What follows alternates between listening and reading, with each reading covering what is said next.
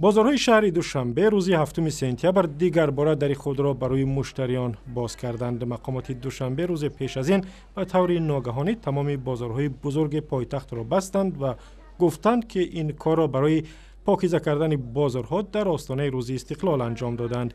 این زمان گفته می شد که با نظرداشت عملیات به ضد گروه مسلح ژنرال عبدالحلیم نظرزاده تدابیر امنیتی در بازارهای کشور مستحکم کرده شده است. و همکار ما زرنگز نوروزشاه امروز به یکی از بازارهای سرادم شهر دوشنبه به بازار شاه منصور رفت و صحبت امروز با اوست.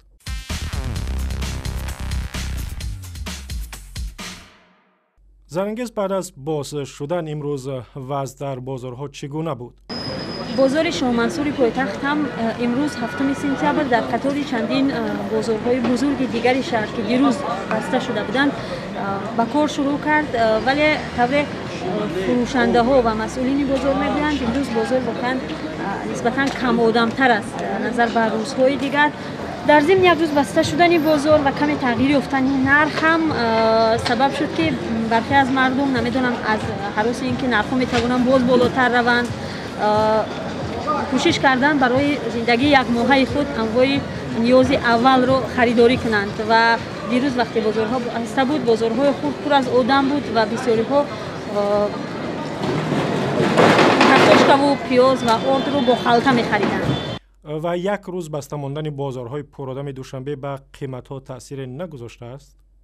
بله، طور ما مشاهده کردیم و هم خریداران و خود فروشنده ها هم گفتند در پی یک روز بسته شدن بازار واقعا نرخ‌ها کمی تغییر کردند و امروز برای مثال ما روغنی که 5 کیلوگرم روغنی که به نرخ 55-56 سومانی خریداری میشد حالا 58 سومانی فروخته می شود. همینطور انگور هم که 2 سومان 3 سومان نرخ داد حالا به نرخ 5 سومانی فروخته می شود.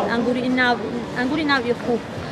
خود مسئولین بازار هم میگویند این معمولی است که وقتی یک روز بازار بسته شد خود دهقان‌ها یا یخلخت فروش‌ها دیگر به کار نبرآمدند و این هم سبب شده که محصولات نسبتاً کم وارد شده است به بازار و نرخ هم کمی گران شده است.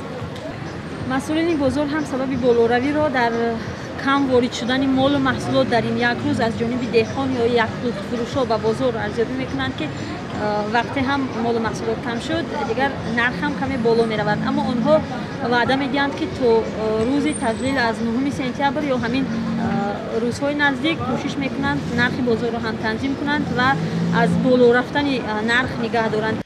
تشکر. همکارم زرنگز نوروزشاه از دوشنبه صحبت میکرد.